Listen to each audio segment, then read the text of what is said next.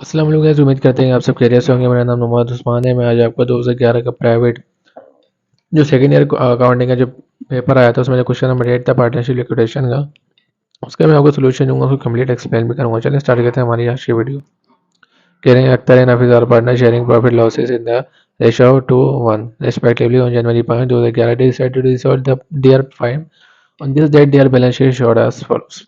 बता रहे हैं कि अख्तर एंड हाफिज पार्टनर है, ठीक है। और लॉस जो प्रॉफिट और लॉस शेयर करते थे वो 2:1 पे करते थे, और जनवरी की 5 तारीख और 2011 का ईयर है। कह रहे हैं कि वो उन्होंने सोचा कि हम पार्टनरशिप को डिसॉल्व कर दें। डिसॉल्व का मतलब लिक्विडेट ही कहते हैं, मतलब खत्म कर रहे हैं। On this date their business showed as follows. Balance sheet जो दी गई है उसको नीचे भी बताया गया कि एसेट और इक्विटी साइड आपको दी गई है, ये कारोबारी कंडीशन बताई गई है। कैश में कह रहे हैं कि 60,000 रुपये, मर्चेंडाइज कह रहे हैं कि 40,000 रुपये, सप्लाइज में कह रहे हैं 50,000 रुपये, फिक्स एसेट कह रहे हैं 1.5 लाख। अकाउंट पेबल की इक्विटी साइड में बात करें तो अकाउंट पेबल दे रहा है 50, नोट्स पेबल 10, अख्तर कैपिटल 1,40,000 और हफीज कैपिटल 1 लाख। कह रहे हैं द पार्टनर्स रिलाइज 90,000 रुपये from the sale of asset except cash and paid liability in full. तो ये सेंटेंस ध्यान से पढ़िएगा कि इन्होंने रियलाइज़ किया है कि 90,000 रुपये इनको सेल पे मिले हैं एसिड के सोल्ड करने पे। मतलब इन्होंने एसिड बेच दिए सारे के सारे, सिर्फ और सिर्फ कैश के अलावा सारे एसिड बेच दिए, और पता चला कि 90,000 रुपये के बिके। अब देखो 3 एसिड है, तीनों एसिड को मिला के 90,000 रुपये का बिका है। सिर्फ कैश जो है ना, कैश छोड़ के, यहाँ लिखा हुआ एक्सेप्ट कैश, कैश को छोड़ के जितने भी एसिड हैं सारे बिक गए हैं 90,000 रुपये में, ठीक है। एक की बात नहीं कह रही, टोटली कह रहे हैं। रिलायंस का मतलब यही होता है, टोटल अमाउंट जितने भी एसिड होते हैं सबके जब मायने वो कर लेते हैं मालूम, तभी रिलायंस का वर्ड यूज करते हैं। तो ये 90,000 रुपये इन सबका है। तो 60,000 रुपये को छोड़ के बाकी सारे एसिड इन्होंने बेच दिया। And paid liability in full, liability भी क्या कर दी, पे कर दी।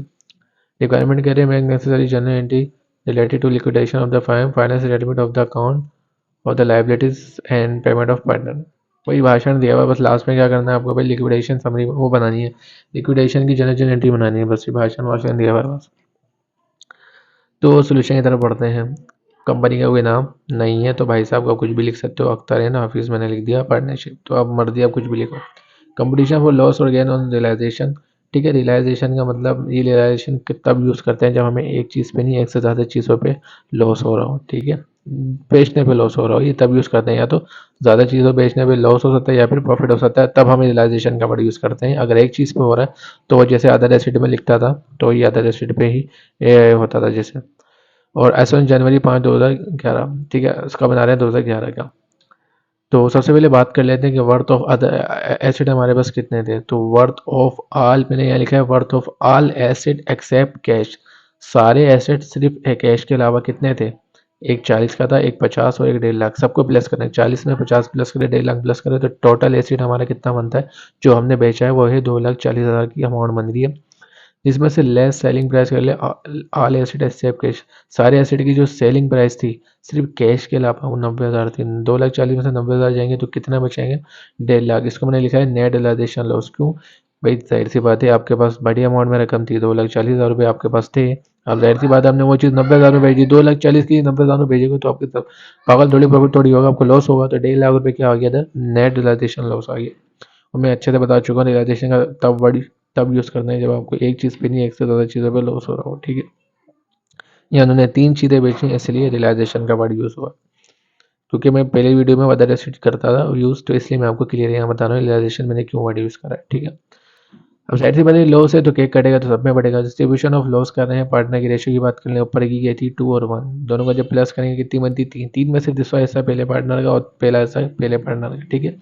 जो लॉस हमें डिस्ट्रीब्यूट करना है वो कौन सा था, 1.5 लाख का। तो 1.5 लाख यहाँ लिखा। तो 2 पार्टनर थे, अख्तर और Hafeez. Akhtar share in loss, Hafeez share in loss. 1.5 lakh इसकी रेशियो किसकी थी, 2/3 पहले पढ़ने की। तो 1.5 लाख को मल्टीप्लाई करें 2 से डिवाइड बाई 3 से करेंगे तो अमाउंट कितनी आ गई, खुद ही सामने आ जाएगा, 1.5 लाख रुपये। फिर हफीज़ की बात कर ले, हफीज़ का भी 1.5 लाख का ही लॉस था, उसका रेशियो क्या आती है, 1/3। 1.5 लाख को 1 से मल्टीप्लाई करेंगे डिवाइड बाई जब 3 से करेंगे तो कितना आ जाएगा, 50,000 रुपये इस भाई साहब का आ गया, हाफिज़ भाई का। तो अब इस पर देख लेते, कोई डेफिशिएंसी तो नहीं हो रही, नहीं भाई। 1,40,000 कैपिटल है और हफीज़ का 1 लाख है और यहाँ कम लॉस हुआ है, ठीक है, तो नहीं हो सकती डेफिशिएंसी। तो फिर डायरेक्ट एंट्री बनाते हैं। तो जैसे हमने कंपटीशन करी उस हिसाब से पहले एड्स इंस्टॉल किया, उसके बाद ये बनाएंगे। ठीक है, कंपनी का नाम नहीं है भाई साहब, तो कुछ भी लिख लिया हम, अख्तर एंड हफीज़ लिख दिया मैंने। जनरल चैरिटी बना रहे हैं और S1 जनवरी 5 2011 की। कॉलम तो उम्मीद करता हूँ कि पता ही होगा, इतना तो आपके अकाउंट पढ़ रहे हो सेकंड ईयर में, तो ये तो पता ही होगा। तो मैं आपसे एक बात कहना चाहता हूँ कि थोड़ी एंट्री पहली वाली एंट्री थोड़ा गौर से समझिएगा। ठीक है, क्योंकि पहले जो मैंने सवाल करवाए हैं उसमें ऐसी एंट्री नहीं थी। ठीक है, ऐसी, लेकिन इतनी वो नहीं थी बिगड़ी हुई, तो इसमें थोड़ी बिगड़ी हुई है, वो समझ लेना आप। ठीक है, देखिए, तो आपने जब सेल करी है, आपके एसिड जितने भी थे, टोटल एसिड 3 एसिड आपने बेचे थे। 3 एसिड को जब आपने सोल्ड करा तो टोटल अमाउंट आपके पास कितनी आ रही थी कैश में? 90,000 रुपये की। कैश मैंने डेबिट करा, क्यों? क्योंकि जाहिर सी बात है आपके कारोबार में कैश क्या हो गया, बढ़ गया, क्योंकि आपके पास से कैश आ रहा है। और कैश ऐसा हमारे एसेट के लिए आता है, और जब भी बढ़ता है तो का रिकॉर्ड होता है डेबिट में। और मैं वही रिकमेंड करूंगा कि दूसरी लाइन छोड़ के तीसरी लाइन पर आ जाए। मर्चेंट आपके पास एसेट कौन कौन से गए थे? मर्चेंडाइज, सप्लाई और फिक्स। मर्चेंडाइज की अमाउंट थी 40,000 रुपये, सप्लाई की थी 50, और फिक्स की थी कितनी थी? 1.5 लाख की। जब इनको प्लस करेंगे तो आपके पास क्या बनेगा? 2,40,000 रुपये बनेगा। ठीक है, ये क्रेडिट मैंने क्यों करा है? क्योंकि ये चीज़ हमारे पास से जा चुकी है, मतलब ये चीज़ हमारे पास है ही नहीं है, हमने बेच दी। और ये सारे हमारे एसेट कहलाते हैं, और जब भी एसेट डिक्रीज होता है कहाँ रिकॉर्ड होता है? क्रेडिट में। इसलिए सारे अमाउंट कहाँ आ गए? यहाँ पे क्रेडिट में आएंगे। जब उन सबको आप प्लस करेंगे तो 2,40,000 बनेंगे। 2,40,000 में से डेबिट वाली अमाउंट माइनस कर दे जो आपके पास कैश आया था, तो आपके पास ऑटोमेटिक खुद ही आ जाएगा 1.5 लाख रुपये। कहाँ पे? डेबिट में। और ये डेबिट में क्यों आ रहा है? जाहिर सी बात है भाई, 2,40,000 रुपये की चीज़ हमने 90,000 में बेची, तो आपका प्रॉफिट तो होगा नहीं। और ये क्या है? हमारा रियलाइजेशन लॉस है।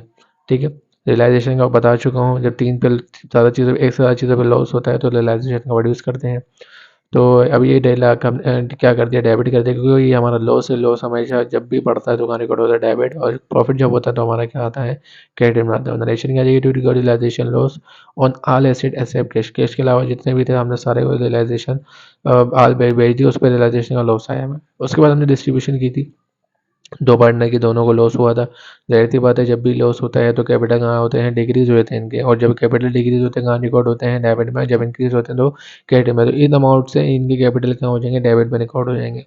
अख्तर कैपिटल डेबिट हो गया 1 लाख से, ऑफिस कैपिटल डेबिट हो गया 50,000 से। दोनों को जब प्लस करेंगे तो कितना बनता है? 1.5 लाख रुपये।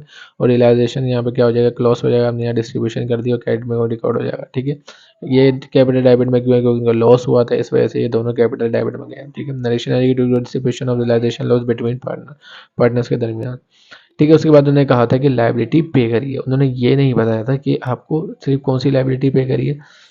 अकाउंट पेबल का वर्ड यूज़ नहीं करा और ना ही अकाउंट पेबल का। उन्होंने बोला paid liability in full. Liability जो भी है वो हमने पे कर दी। अब इधर दो लायबिलिटी है, एक अकाउंट पेबल की लायबिलिटी है और एक नॉट पेबल की लायबिलिटी। दोनों लायबिलिटी है, नाम यूज़ नहीं करा। अगर वो इनमें से एक जाती तो यहाँ वर्ड यूज़ करता सिर्फ अकाउंट पेबल की पेमेंट कर, मतलब दोनों की पेमेंट कर दी।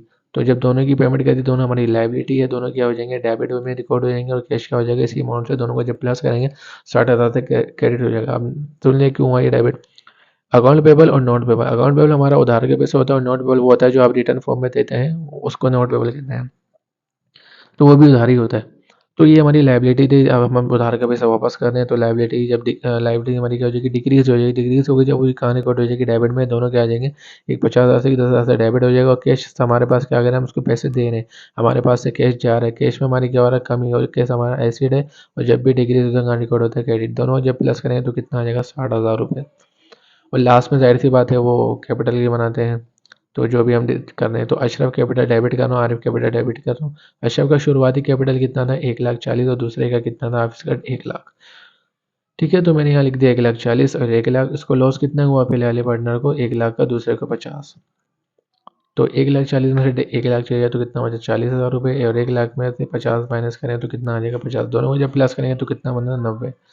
कैश क्या हो जाएगा? 90,000 से क्रेडिट। इसको मैं डेबिट कर रहा हूँ क्योंकि हम खत्म कर रहे हैं। खत्म करने के लिए कैपिटल कहाँ चलेंगे? डेबिट में। और कैश भी हमारा हमारा एसेट कहलाता है। जब खत्म कर रहे हैं तो डिक्रीज हो जाएगा कैश हमारा, तो ये कहाँ हो जाएगा? क्रेडिट में। इनको प्लस करेंगे तो 90,000 रुपये। 90,000 का मतलब ये है कि 90,000 में से 40,000 रुपये अशरफ भाई के और 50,000 रुपये आरिफ भाई के, जो उनको देंगे हम लास्ट में। और नरेशन है कि जो रिकॉर्ड डिस्ट्रीब्यूशन और रिमेनिंग कैश बिटवीन पार्टनर के दरमियान हमने क्या कर दिया? डिस्ट्रीब्यूशन कर दिया रिमेनिंग कैश, जो हमारा जो बकाया पैसा बचा था। इसी दौरान हमारा एक सवाल कंप्लीट होता है। उम्मीद करता हूँ कि आपको सवाल समझ में आया होगा। अगर वीडियो पसंद आए तो लाइक सब्सक्राइब जरूर करें और आगे भी शेयर करें। और दूसरी बात ये है कि हमारा ये लास्ट था, मैंने आपको बताया था कि मेरा टारगेट है सिर्फ मैं 2010 तक ही करवाऊंगा। तो 2010 में कोई लिक्विडेशन वाला सवाल नहीं है, सिर्फ 2011 प्राइवेट में मिला मुझे, इसके बाद 10 ही आता है। तो 10 में नहीं था लिक्विडेशन का। तो ये मेरी लास्ट वीडियो। अगर किसी बच्चे को आगे और भी चाहिए हो, और भी सोल्यूशन चाहिए हो आगे ईयर के, भले किसी एक बच्चे को भी चाहिए हो, मैं बना के दे दूंगा सोल्यूशन, मुझे कोई इशू नहीं है। ठीक है, मैंने सिर्फ 2010 तक बनाया, मैंने एक टारगेट था कि यार मैं 2010 तक 10 तक ही बना, क्योंकि और भी चैप्टर है वो भी मुझे सॉल्व करने हैं। इस वजह से मैंने टारगेट 2010 तक रखा था। तो भाई किसी भी बच्चे को चाहिए होंगे आगे ईयर के, तो आप मुझे कमेंट में बता दिएगा, मैं बना दूंगा वीडियो, कोई इशू नहीं है। ठीक है, तो मिलते हैं हमारी अगली वीडियो में, तब तक के लिए अल्लाह हाफिज़।